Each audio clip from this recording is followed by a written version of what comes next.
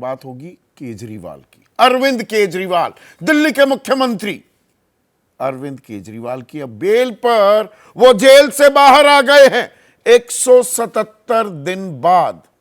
तो आज बात केजरीवाल की, दिल्ली की राजनीति की और देश की राजनीति की भी, क्योंकि अरविंद केजरीवाल एक ऐसे राजनेता हैं प्रधानमंत्री मोदी के बाद जो नैरेटिव गढ़ने में भी बहुत सक्षम है।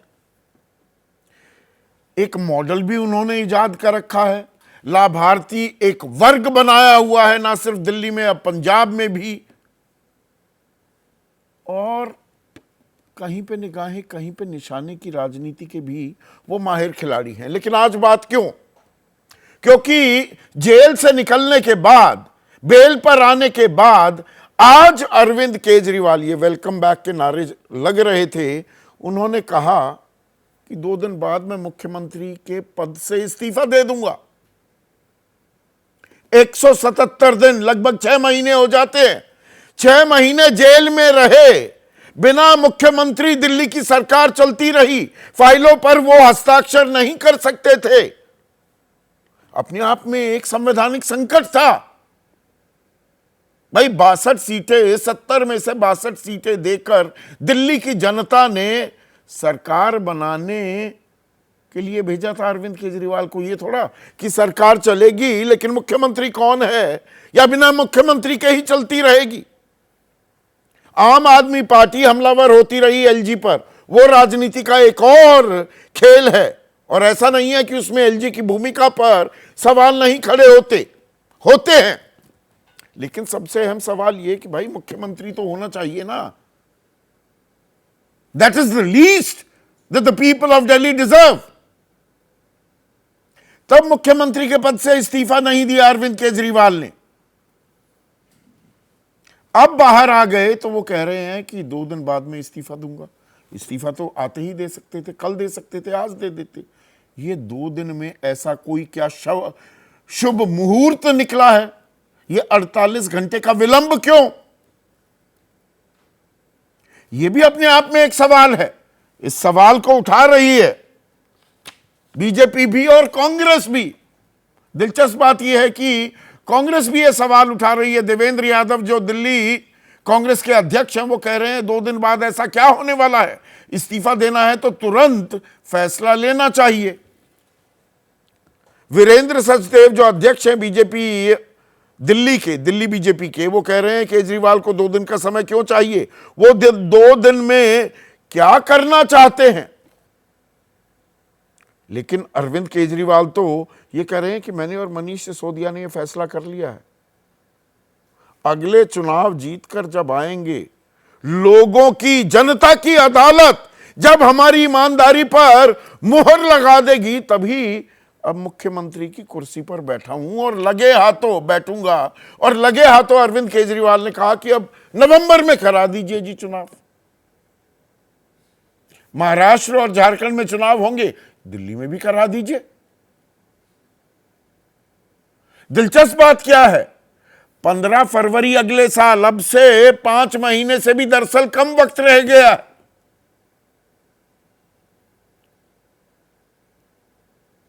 चुनाव तो होने हैं, विधानसभा, वहां पर चुनी जानी चाहिए मुख्यमंत्री, सरकार शपथ भी ले ले 15 फरवरी तक, तो 5 महीने।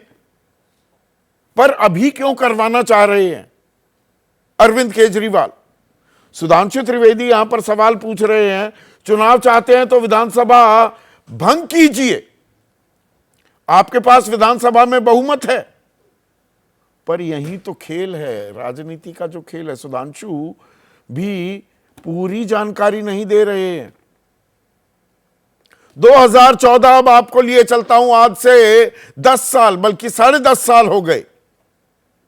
दिसंबर 2013 में 28 विधायकों के साथ और 8 कांग्रेस के विधायकों का समर्थन लेकर सरकार बनाई थी पहली बार अरविंद केजरीवाल ने। 32 सीटें बीजेपी की आई थी, उन्होंने कहा हमें सरकार नहीं बनानी। तो सरकार तो बन गई, और वो सरकार किस बात पर बनी थी? इंडिया अगेंस्ट करप्शन एक आंदोलन चला था, जन लोकपाल बिल लाना था। कांग्रेस ने ना नुकुर की। केजरीवाल ने कहा ये सब मिले हुए हैं बीजेपी और कांग्रेस वाले। 49 दिन बाद इस्तीफा दे दिया था उन्होंने। पहले विधानसभा भंग करने की कोशिश की, वो भंग नहीं की गई, एनिमेटेड सस्पेंशन में रखा गया। 14 फरवरी 2014 को केजरीवाल इस्तीफा देकर हट गए, पर चुनाव हुए अगले साल फरवरी में, 1 साल। तो थोड़ी आधी अधूरी जानकारी सुधांशु भी दे रहे हैं, पर ऐसा नहीं है कि राजनीति पैंतरेबाजी अरविंद केजरीवाल नहीं कर रहे हैं। उन्होंने 177 दिन जो जेल में काटे, 21 दिन में सशर्त जमानत को भी इसमें जोड़ रहा हूं, तब उन्होंने इस्तीफा क्यों नहीं दिया? क्योंकि फिर वो मुख्यमंत्री नहीं रहते तो वो विक्टिम सिंड्रोम, वो जो आज शहीद भगत सिंह की किताब लेकर मंच पर आते दिखे, वो नैरेटिव कैसे गढ़ते? शहीद भगत सिंह तो देश की आजादी के लिए हंसते हंसते फांसी के फंदे पर झूल गए। यहां भ्रष्टाचार के आरोप हैं अरविंद केजरीवाल पर, और वो अब राजनीतिक जो नैरेटिव बनाया है उसे जिंदा रखना चाहते हैं कि कराइए जी नवंबर में चुनाव। वो नवंबर में नहीं होंगे, 2 महीने और। अब उस मुद्दे को जिंदा रखना है। जैसे वो लोगों के बीच गए थे कि आपसे पूछ के अब हम चुनाव लड़ेंगे, पूरा 2014 रेफरेंडम कराएंगे जी, जनमत संग्रह होगा, लोगों के बीच जाएंगे। उस राजनीति की तैयारी कर रहे हैं क्या अरविंद केजरीवाल? बहुत से चैनलों पर आपने चर्चा देखी होगी, अरे इसका असर हरियाणा पर पड़ेगा क्या? Make no mistake, Arvind Kejriwal की कोई निगाह हरियाणा पर नहीं है। यह विशुद्ध दिल्ली राजनीति का खेल है। दिल्ली की सरकार किसी भी कीमत पर अरविंद केजरीवाल गंवाना नहीं चाहते, और जो 67 सीटें 2015 में, 2022 में 62 सीटें लाए, वही चीज वो लाना चाहते हैं। और कांग्रेस के साथ गठबंधन करने के बाद भी लोकसभा चुनाव में वो एक भी सीट नहीं जीत पाए थे। ये उनकी एक दुखती रग अभी तक है। पर विधानसभा की अपनी अप्रत्याशित सफलताओं का सिलसिला वो लगातार बरकरार रखना चाहेंगे। पर इसमें सवाल एक और आ जाता है, अब 2 दिन बाद मुख्यमंत्री कौन बनेगा? 20 साल से हम एबीपी न्यूज पर कार्यक्रम चला रहे हैं, बहुत ही लोकप्रिय कार्यक्रम है। कौन बनेगा मुख्यमंत्री? तो कौन बनेगा मुख्यमंत्री दिल्ली का? केजरीवाल? क्या सुनीता केजरीवाल अपनी धर्मपत्नी को देंगे? परिवारवाद का आरोप लगेगा। हालांकि वो खुद एक नौकरशाह रही हैं, तो काबिलियत पर तो सवाल नहीं उठ सकते, पर परिवारवाद के तो लगेंगे ही आरोप। तो क्या आतिशी मुख्यमंत्री बनेंगी, या सौरभ भारद्वाज मुख्यमंत्री बनेंगे, या Gopal Rai tried and trusted हैं और टेस्टेड भी हैं, या राघव चड्ढा, वो विधायक ही नहीं है, मुख्यमंत्री बन सकते हैं? 6 महीने में फिर चुनाव होने हैं, उससे पहले तो विधानसभा के चुनाव ही हो जाएंगे।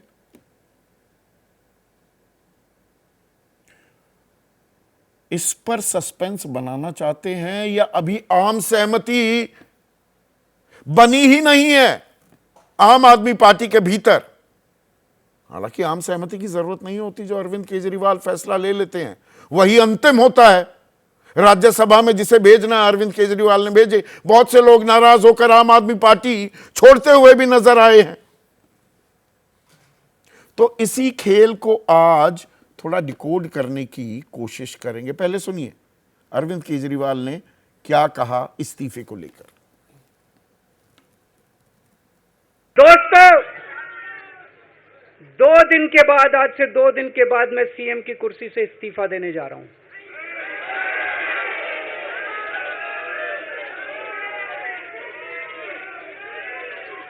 और मैं तब तक सीएम की कुर्सी पे नहीं बैठूंगा जब तक जनता अपना फैसला ना सुना दे।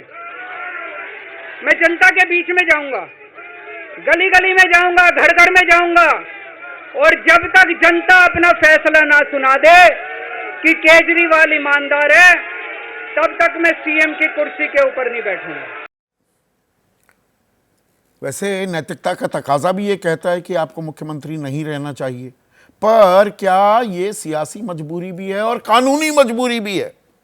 इस पक्ष के बारे में अरविंद केजरीवाल नहीं बोलेंगे, क्योंकि ये जो जमानत मिली है ये सशर्त जमानत है और इसमें वो मुख्यमंत्री के दफ्तर नहीं जा सकते, वो किसी फाइल पर हस्ताक्षर नहीं कर सकते, वो गवाहों को प्रभावित नहीं कर सकते और केस से जुड़े मुद्दे पर सार्वजनिक बयान नहीं दे सकते। तो मुख्यमंत्री बनकर करेंगे क्या? लेम डक चीफ मिनिस्टर वो क्यों बनना चाहेंगे? चर्चा में आज मेरे साथ देश के वरिष्ठतम पत्रकार और राजनीतिक विश्लेषक हैं दबंग दिबांग, काफी दिनों बाद कहेंगे भी ये कि आज कार्यक्रम में दिखे हैं, स्टूडियो में मौजूद हैं। राकेश शुक्ला वरिष्ठ पत्रकार हैं। जाने माने राजनीतिक विश्लेषक अभय दुबे वरिष्ठ पत्रकार भी हैं, राजनीतिक विश्लेषक भी हैं, पंकज शर्मा। और इस पैनल में सबसे तजुर्बेकार, सीधी बात करने वाले प्रभु चावला से सीधा सवाल ये राजनीतिक रूप से जरूरी हो गया था अरविंद केजरीवाल के लिए? अब जेल में तो चलिए भाई वहां इस्तीफा दूंगा तो वो बात बनती नहीं है, बाहर आकर देना इज वेरी कन्वीनियंट, या ये सियासी मजबूरी भी है? आप इसको रीड कैसे करते हैं कि आकर अब अरविंद केजरीवाल कह रहे हैं मैं 2 दिन में इस्तीफा दूंगा? प्रभु बिल्कुल। अब ये देखिए संदीप, कोई राजनीतिक नेता किस तरह की स्ट्रेटजी अडॉप्ट करेगा इसके ऊपर हम और आप फैसला नहीं कर सकते हैं। नहीं, विश्लेषण तो कर सकते हैं ना। पिछले 6 साल 10 साल के अंदर जिस तरह से उन्होंने अपना कद, हाँ मैं वही कर रहा हूँ, उसी पे आ रहा हूँ। इसकी स्ट्रैटेजी क्या है, उसका मेरा विश्लेषण यही है कि अरविंद केजरीवाल देश के अंदर 2 राज्यों के अंदर उनकी सरकारें हैं। अरविंद केजरीवाल की जब पॉपुलरिटी आप देखते हैं कि पहले 5 नेताओं के अंदर आते हैं, राहुल गांधी के बाद सबसे ज़्यादा पॉपुलर नेता वही हैं। पहले नंबर पर मोदी जी, तीसरे पर योगी जी और उसके बाद बाकी लोग आते हैं, तीसरे पर राहुल गांधी। तो उस चीज़ का फ़ायदा उठाना चाहते हैं वो। उनका ये कि मेरी पॉपुलरिटी नेशन वाइड है, मैं दिल्ली का मुख्यमंत्री जरूर हूँ, पंजाब में कोई और है परंतु उनसे ज़्यादा पॉपुलर हैं। परंतु जब ये आपने बात एक बहुत बड़ी बात कह दी कि इस तरह का मुख्यमंत्री रहना क्या ज़रूरी है? फाइल पुशर, मेरे को लगता था कि जिस तरह की सुप्रीम कोर्ट ने कंडीशन लगाई हैं उसके अंदर उनको क्या अधिकार दिया गया, केवल वही फाइल वो साइन कर सकते हैं जिसके लेफ्टिनेंट गवर्नर के पास भेजना जरूरी हो, अत्यंत जरूरी हो। फाइलें तो सारी जाएंगी, अत्यंत जरूरी हो एलजी के पास जाना, मतलब वो विरली फाइल होंगी, ऐसा नहीं कि सामान्य प्रक्रिया में हो रहा है। नहीं, मैंने पढ़ा, नहीं अत्यंत नहीं, जो फाइल एलजी के पास जाना जरूरी है। क्यों मुख्य अभी तक क्या हो रहा था, देश के दिल्ली के अंदर सरकार नहीं थी, क्योंकि कोई भी फाइल डायरेक्ट एलजी के पास मुख्यमंत्री के सिग्नेचर के बिना नहीं जा सकती, ये कानून है। तो कोई भी फाइल जाती नहीं थी, जितने काम भी रुके हुए थे, जो भी आज है, दिल्ली के अंदर सरकार नहीं थी। अब लोग कहेंगे सरकार थी, जितने भी मिनिस्टर हम अपनी फाइलें नहीं भेज पा रहे थे। अभी एक अमेंडमेंट 1 हफ्ता पहले आया था जिसके अंदर होम मिनिस्ट्री ने ऑर्डर किया था कि जितने भी बोर्ड हैं, जितने भी कमीशन हैं, उनके सदस्य, उनके चेयरमैन भी लेफ्टिनेंट गवर्नर अपॉइंट करेंगे, चीफ मिनिस्टर उनके पास भेजेंगे। तो ये तो एक एडमिनिस्ट्रेटिव कंपल्शन है। तो इनको मुख्यमंत्री को, जो अरविंद केजरीवाल देश की एक पहला स्टेट है जिसके अंदर मुख्यमंत्री को फाइल बढ़ाओ मुख्यमंत्री बना दिया गया था, तो उसके अंदर उनका पावर नहीं थी, उसका उन्होंने एडवर्स अपॉर्चुनिटी यूज कर लिया। मैं ये कहूँगा कि स्ट्रेटजी ये है कि जिसमें एडवर्सिटी में अपॉर्चुनिटी निकाल के देना कि मैं मुख्यमंत्री से इस्तीफा दे रहा हूँ। जनता को ये छोटी छोटी चीज़ें पता नहीं होती, परंतु अरविंद खाली दूसरा उसको ऑब्जेक्टिव क्या है आपका कि वो अपने आप को, जो आप कह रहे विक्टिम कार्ड बनाना चाहते हैं। दिल्ली का संविधान ऐसा है, दिल्ली राज ऐसा है जिसके बाद किसके पास क्या पावर है, किसी को नहीं है। जैसे आपने कहा 2014 के अंदर उन्हें इस्तीफा दे दिया, उसके बाद विधानसभा भंग नहीं हुई, क्योंकि लेफ्टिनेंट गवर्नर के पास सबसे ज़्यादा पावर है, वो इस्तीफा दे भी देंगे, भंग होगी नहीं होगी। दूसरा ये है कि जो आपने बात कही है वो सुधीर, मैं बार बार कह रहा हूँ आपको संदीप कि ये करने के लिए कि हरियाणा के बाद जो इलेक्शन होने हैं कि दिल्ली के इलेक्शन भी पोस्टपोन नहीं किए जाए, ताकि बीजेपी को कोई और मौका नहीं मिले। बाकी प्रदेशों के साथ चुनाव होने चाहिए। बीजेपी का जो नारा है एक देश के अंदर एक इलेक्शन होगा, वो अपने आप में इम्प्लीमेंट नहीं कर पा रहे हैं अभी तक। 2 राज्य एक बार, 2 राज्य दूसरी बार, 3 राज्य एक बार। तो और इसमें प्रीएम्प्टिव मूव भी है क्या प्रभु? अपना कद नेशनल लेवल पर केजरीवाल का एक प्रीएम्प्टिव मूव भी राजनीतिक एक चाल है कि ये कयासों का बाजार बीच बीच में गर्म होता रहता है ना, कि दिल्ली में राष्ट्रपति शासन लगाने की अब तैयारियां हो रही हैं। दिल्ली फिट केस होता जा रहा है राष्ट्रपति शासन के लिए। आप इस्तीफा देकर बैठ जाएं तो किस बात का राष्ट्रपति शासन? भाई 62 विधायक तो है ही ना आम आदमी पार्टी के।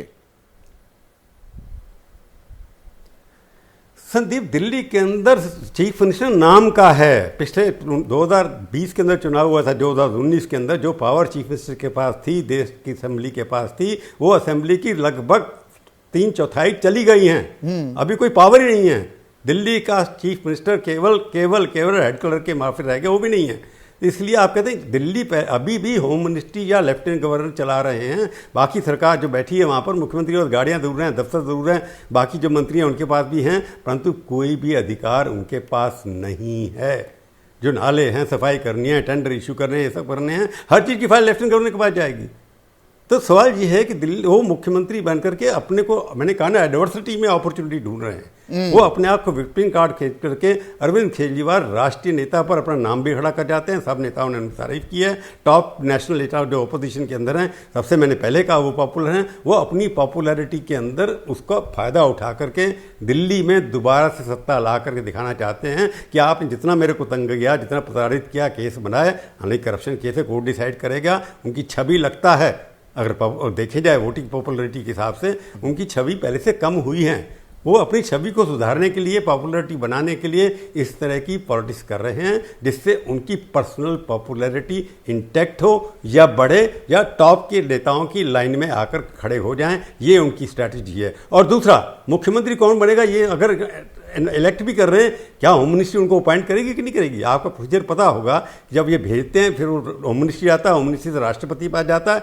राष्ट्रपति अपॉइंट करते हैं दिल्ली के मुख्यमंत्री और मंत्रियों को। इसके अंदर क्या होगा किसी को पता नहीं है। और फाइल जाएगी, अभी उस पर आते हैं, कौन बनेगा मुख्यमंत्री वाले सवाल पर तो आते हैं प्रभु। लेकिन दिबांग, वो शतरंज में जैसे घोड़ा ढाई चाल चलता है, ये राजनीति की शतरंज में जो चाल चल रहे हैं, ये घोड़े वाली चाल है कि जिसमें अरविंद केजरीवाल के मन में क्या है ये शायद अरविंद ही जानते हैं, और निशाना क्या है इसे समझने में थोड़ा वक्त लगेगा, या सीधा सीधा दिख रहा है कि निशाना किस तरफ जा रहा है अरविंद केजरीवाल का? देखिए, चूंकि शतरंज मैं बहुत खेलता हूं और मुझे लगता है कि अच्छी शतरंज खेलता हूं, तो मैं बता दूं कि हमेशा यही नहीं होता कि आप डिफेंड करें। स्ट्रैटेजी ये भी होती है कि आप पर जब हमला हो रहा हो तो आप एक काउंटर चाल चलें, जिससे आपके मोहरे मजबूत हों, सामने के वालों के मोहरे बंद होते दिखाई दें, और आप अपनी स्थिति को सुधार लें। मेरे ख्याल से ये वो कोशिश है अरविंद केजरीवाल की। यानी आप देखिए कि उन पर केस, मनीष सिसोदिया अभी बाहर निकले, एक मंत्री जेल में हैं, लोकसभा चुनाव से उम्मीदें थीं, वहाँ नंबर बिल्कुल नहीं आए, तो आप एक तरीके से घिरे हुए थे, आप बैकफुट पर थे। और वो कुर्सी भी दरअसल आपको एक लेम डक सीएम ही बनाकर रख रही है। वो जो अभी विस्तार से आपने बात की प्रभु से, मैं वहाँ नहीं जा रहा हूँ। हाँ, वहाँ पर एक लेम डक सीएम की तरह आप बने हुए हैं। उस हालत में आप तमाम तरह की आप बातें करते हैं अपने केस के बारे में कि किस तरीके से इलेक्टोरल बॉन्ड दिए गए, वो सब एक नैरेटिव है उसका कि केस ये कैसा है। उस हालत में जब आप डिफेंसिव पड़े हुए हैं और बड़ा चुनाव आपके लिए, जो चुनाव आपको आम आदमी पार्टी बनाता है, जिसमें आप इतनी जोरदार जीत एक बार 2 बार दर्ज करते हैं, वहां आपकी हालत क्या कमजोर हो रही है? 53% वोट, 50 से ऊपर, 50 से ऊपर दोनों बार। तो आपकी क्या वहां पर हालत कमजोर हो रही है? कैसे उस स्थिति को सुधारते हैं? तो एक बात साफ कर दी अरविंद केजरीवाल ने। अगर आपको याद हो, पिछली बार भी जब जेल से बाहर आए थे, जिस तरह से उन्होंने अपना पहला ही बयान दिया था कि मोदी सरकार अगर दोबारा जीतती है तो योगी जी को 2 महीने में हटाया जाएगा। ये बात थी सत्ता के गलियारों में, सार्वजनिक रूप से कह दिया। दूसरा, ये पूछ रहे हैं बीजेपी वाले कि आपका प्रधानमंत्री कौन होगा। मैं पूछ रहा हूं कि बीजेपी का प्रधानमंत्री 25 के बाद, सितंबर 25 के बाद कौन होगा बताइए? क्योंकि मोदी जी तो तब 75 साल के हो जाएंगे। एक सिचुएशन को किस तरीके से इंप्रूव करना है, उसके एक तरीके से मास्टर स्ट्रेटेजिस्ट साबित हुए। तो ये जो गैम्बिट होते हैं अलग अलग चेस में, ये एक बहुत ज़बरदस्त गैम्बिट होता है कि आप डिफेंसिव सिचुएशन में भी किस तरह से एक ऐसी चाल चलें। आपको याद हो तो जब पिछली बार बाहर आए थे तो करीब करीब देश के सभी विपक्षी नेताओं ने फिर वो लाइन लेनी शुरू कर दी थी। हाँ, जो उन्होंने कहा एक नैरेटिव बन गया। हाँ, एजेंडा सेट कर दिया। पर ये 2 दिन फिलहाल 48 घंटे का वक्त यहाँ क्यों ले रहे हैं? फिर उन्होंने एक तरीके से कि भाई चर्चा हो, पहले तो चर्चा हो, माहौल तो बने। 2 दिन वो माहौल बना रहे हैं। वो बिल्कुल माहौल बना कि रहे हैं। विमर्श सारा आम आदमी पार्टी पर आ जाए। बिल्कुल। आप ये देखिए कि सुबह से जिस तरह से रिएक्शंस आ रहे हैं, जिस तरह से कांग्रेस के रिएक्शंस आ रहे हैं, बीजेपी की रिएक्शंस आ रहे हैं, सब भौचक हैं। अभी तक भी कोई और अच्छे मैं देख रहा हूं कि अच्छे बीजेपी के प्रवक्ता सदी हुई प्रक्रिया इस पर क्या होनी चाहिए, प्रतिक्रिया क्या होनी चाहिए, वो नहीं दे पा रहे हैं।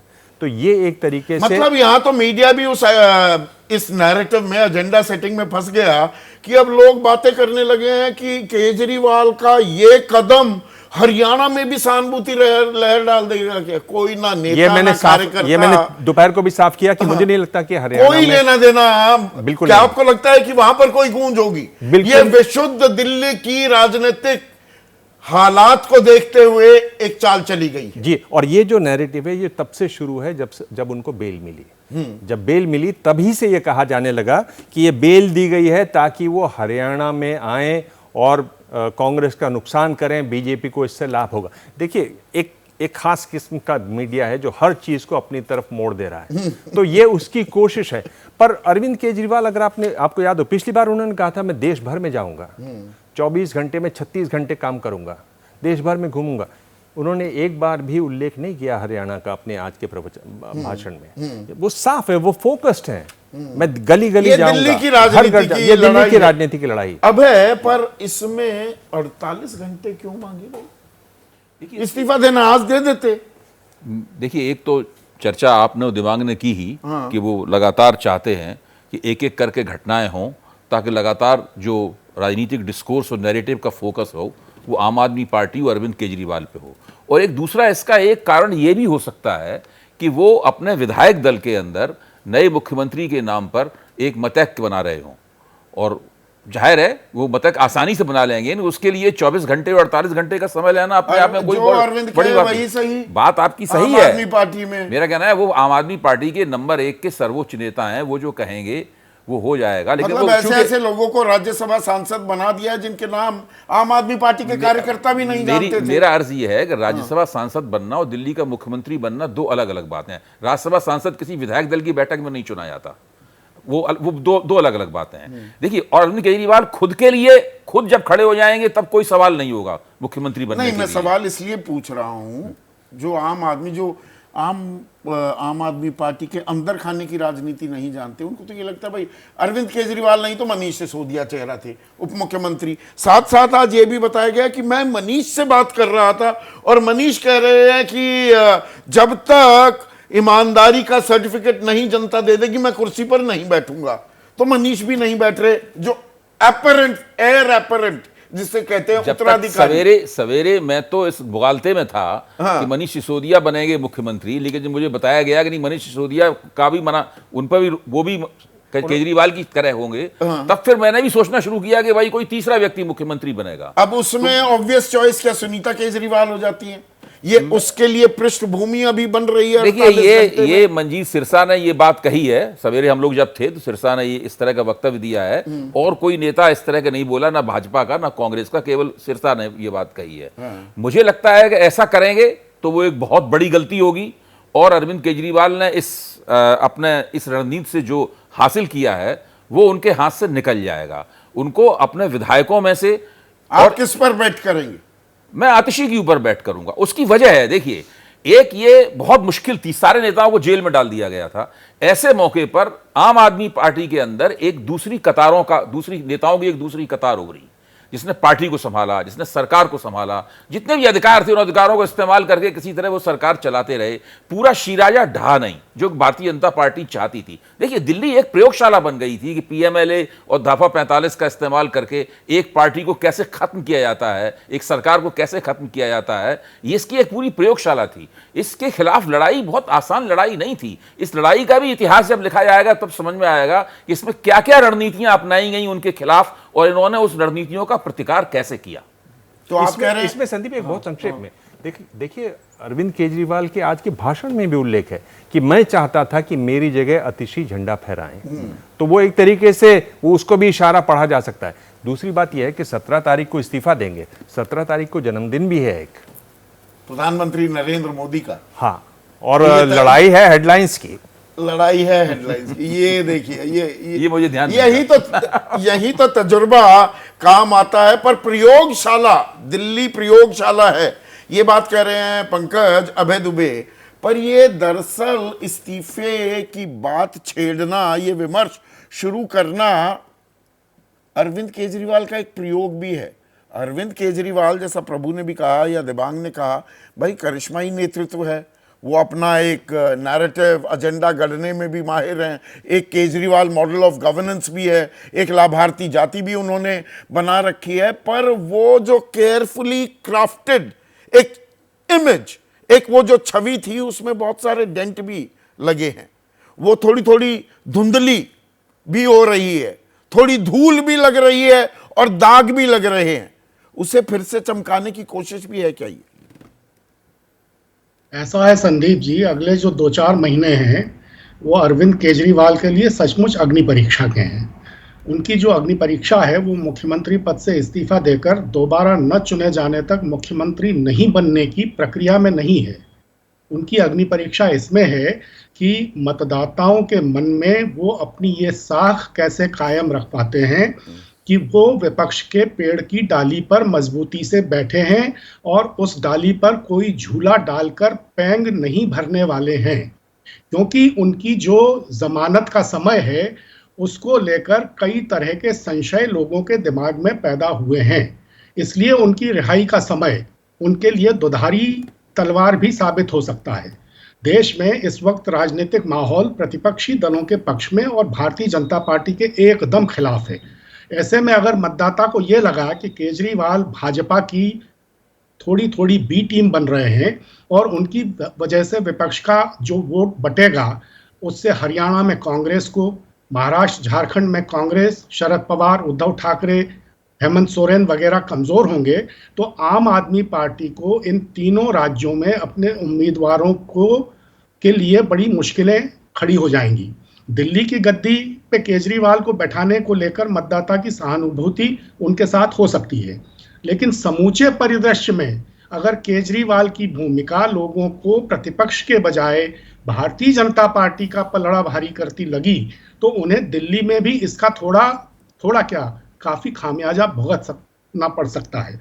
हालांकि मेरे पास ये कहने का कोई पक्का आधार नहीं है कि केजरीवाल को हरियाणा विधानसभा चुनाव के 3 हफ्ते पहले जो जमानत दी गई है उसके पीछे भारतीय जनता पार्टी से उनकी कोई राजनीतिक मिलीभगत है।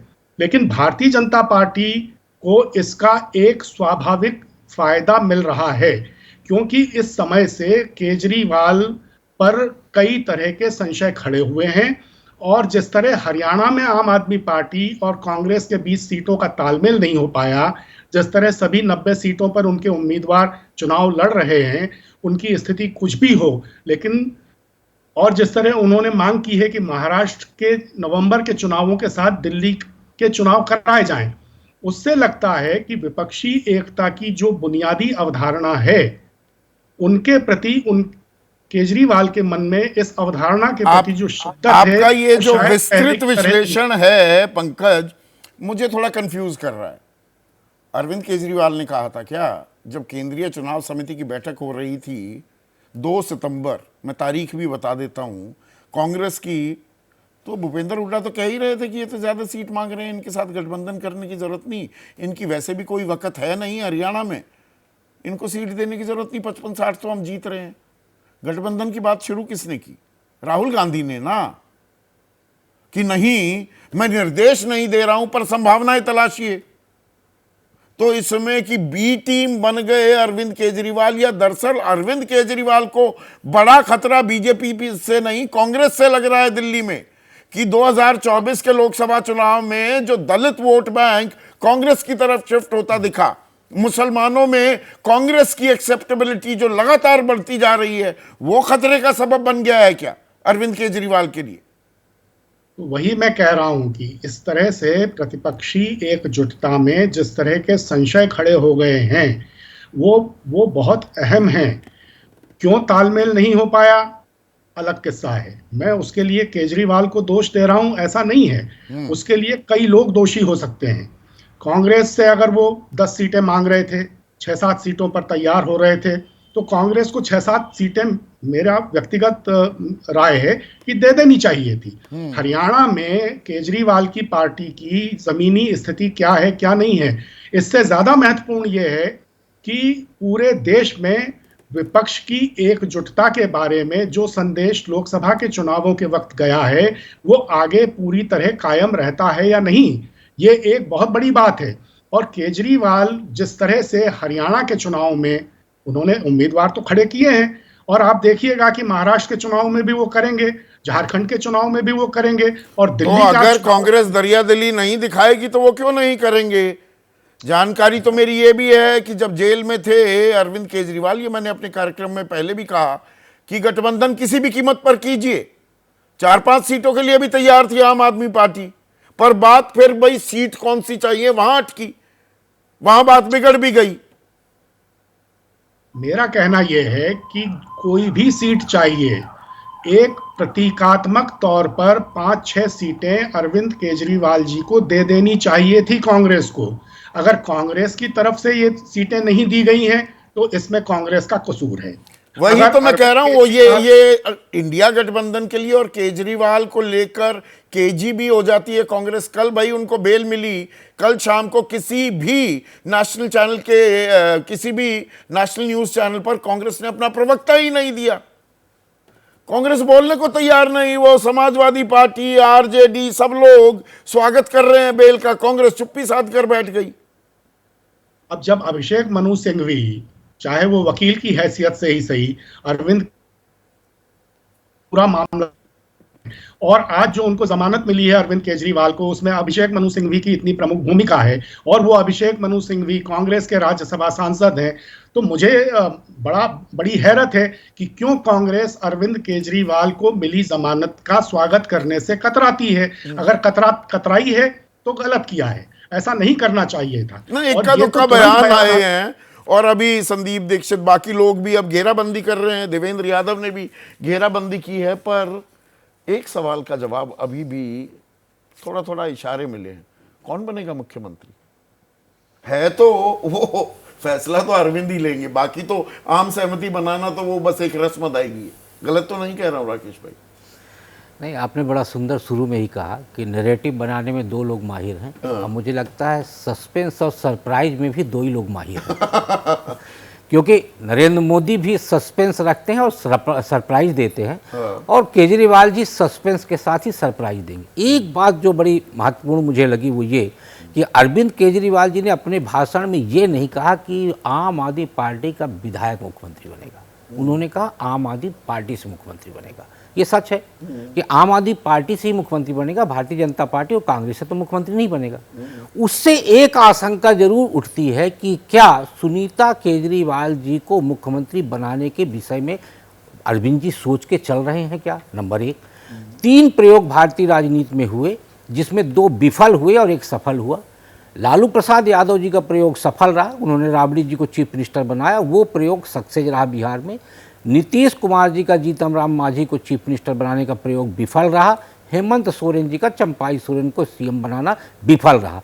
तो एक जो आप प्रश्न कर रहे हैं उसमें वास्तव में अभी किसी को ये नहीं पता कि कौन बनेगा, लेकिन जो भी मुख्यमंत्री यदि मान लीजिए बाहर से बनता है, यानी आम कार्यकर्ता तो सुनीता केजरीवाल जी, लेकिन यदि पार्टी से बनता है तो 20 विधायकों में ही कोई एक मुख्यमंत्री बनेगा, क्योंकि एडीआर की जो रिपोर्ट है उसके हिसाब से 39 आम आदमी पार्टी के विधायकों पर क्रिमिनल केस चल रहा है। तो यदि आप बनाएंगे तो 62 में से आपके पास 20 से 22 विधायक हैं जिनमें से आपको चयन करना पड़ेगा, और वो 22 विधायकों में से भजनलाल कौन है, मोहन यादव कौन मैं है, अभी यही सारे नाम लेने वाला था। मोहन यादव कौन है, और मांझी जी जो उड़ीसा के हैं वो कौन है। तो ये पता करना, ये जानना अभी थोड़ा सा बहुत बड़ा यक्ष प्रश्न है संदीप भाई। इसलिए इस पर हम चर्चा तो कर सकते हैं जिस तरीके के संकेत मिल रहे हैं, लेकिन ये सिर्फ वो जानते हैं। एक बड़ी महत्वपूर्ण बात प्रभु जी ने कही कि जो मुख्यमंत्री चयन की प्रक्रिया उन्होंने बताया, तो जो 48 घंटे का टाइम है, मुझे लगता है वो 48 घंटे का टाइम अरविंद जी ने 2 कारणों से लिया है।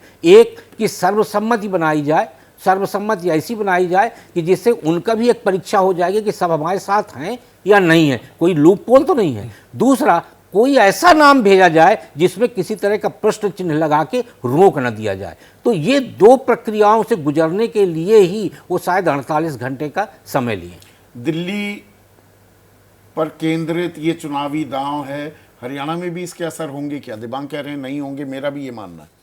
देखिए, बड़ा अजीब लगेगा, लेकिन मुझे लगता है कि कांग्रेस भी जानती है कि हरियाणा में आम आदमी पार्टी जो है वो आयुर्वेदिक चूरन है कि खाएंगे तो न फायदा न नुकसान, और नहीं खाएंगे तो न फायदा न नुकसान। गठबंधन होता तो भी कोई फायदा नुकसान नहीं होता, क्योंकि अभी 3 महीने पहले प्रयोग हुआ, और 3 महीने पहले 2 जगह प्रयोग हुआ, दिल्ली में और हरियाणा में। तो हरियाणा में 4% वोट मिले हैं आम आदमी पार्टी को, और आम आदमी पार्टी के कितने वोट कांग्रेस को मिले नहीं पता। दिल्ली में सामंजस्य का अभाव था आम आददमी पार्टी और कांग्रेस के बीच में, तो 7 सीटों पे हार का सामना करना पड़ा।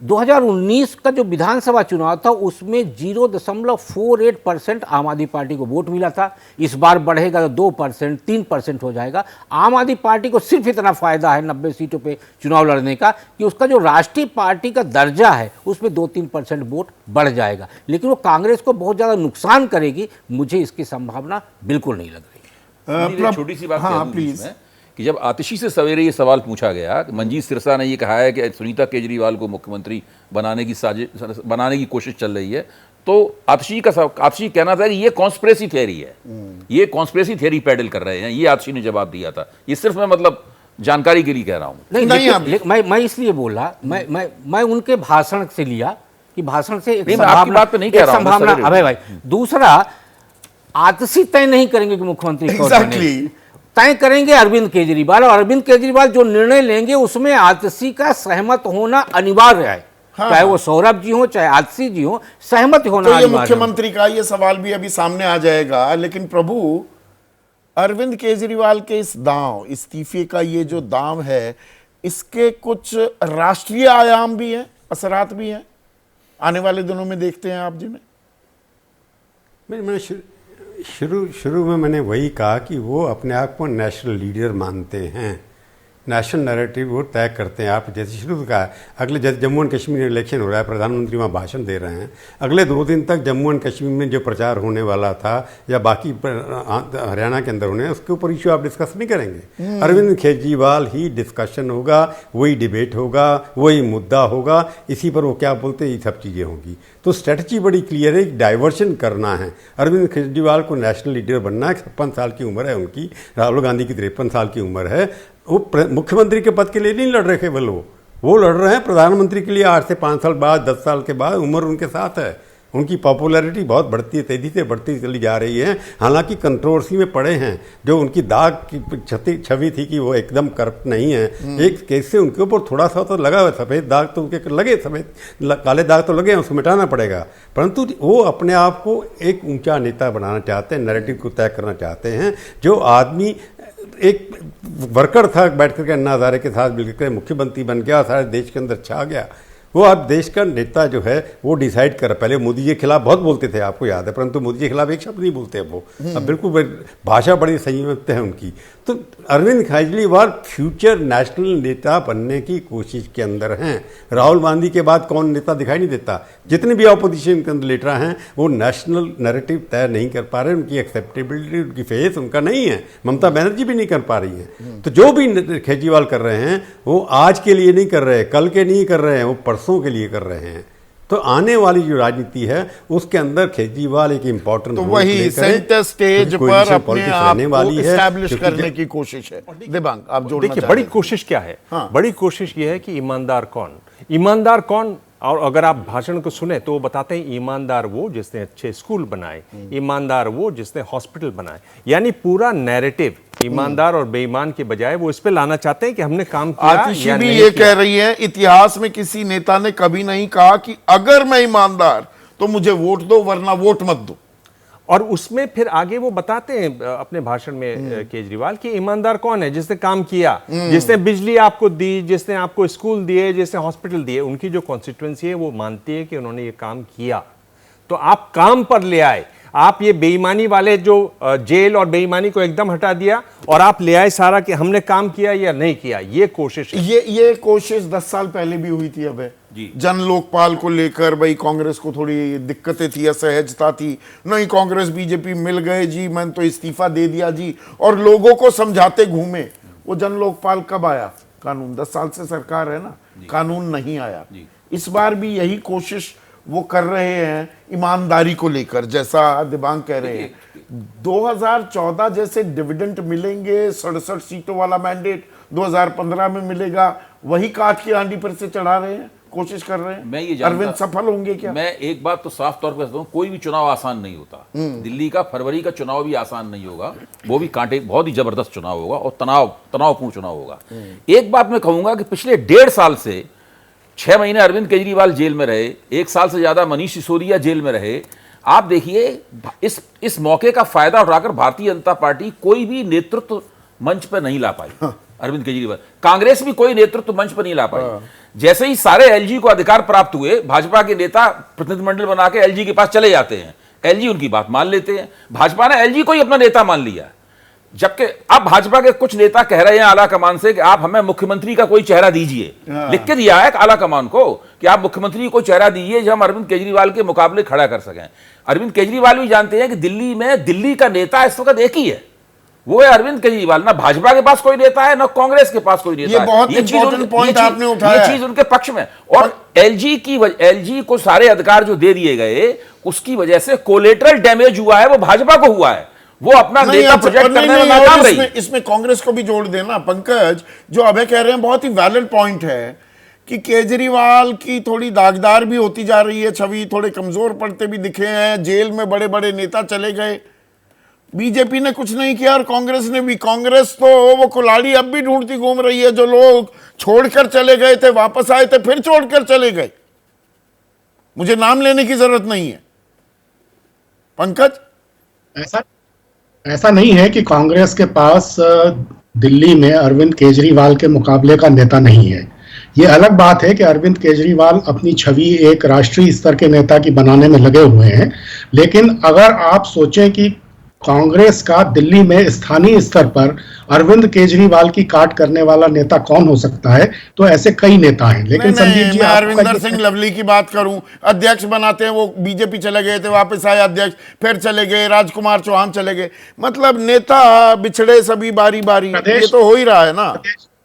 प्रदेश कांग्रेस का अध्यक्ष बनने का मतलब ये नहीं है कि दिल्ली में आप केजरीवाल के सामने एक नेता के तौर पे स्थापित हो जाएं। अगर दिल्ली में सचमुच कांग्रेस को केजरीवाल की काट करनी है, तो मेरी व्यक्तिगत राय है कि अजय माकन को दिल्ली सौंप देनी चाहिए। दिल्ली में स्थानीय स्तर पर अजय माकन अरविंद केजरीवाल के अभी तो कांग्रेस का खजाना सौंपा हुआ है, अभी तो वो बड़ी जिम्मेदारी है।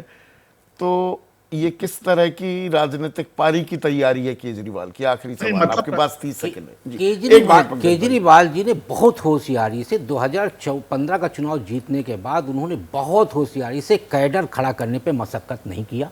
उन्होंने एक लाभार्थी वर्ग दिल्ली में तैयार किया, वही लाभार्थी वर्ग आज भी उनके साथ है, और उस लाभार्थी वर्ग को तोड़ना भाजपा और कांग्रेस के लिए बड़ी चुनौती है। क्योंकि कैडर यदि वो तैयार करते तो वोटर तैयार नहीं होता, उन्होंने वोटर तैयार किया है। इसलिए दिल्ली में देखिए तो आम आदमी पार्टी में मतदाता और चीफ मिनिस्टर बीच में कोई नहीं है।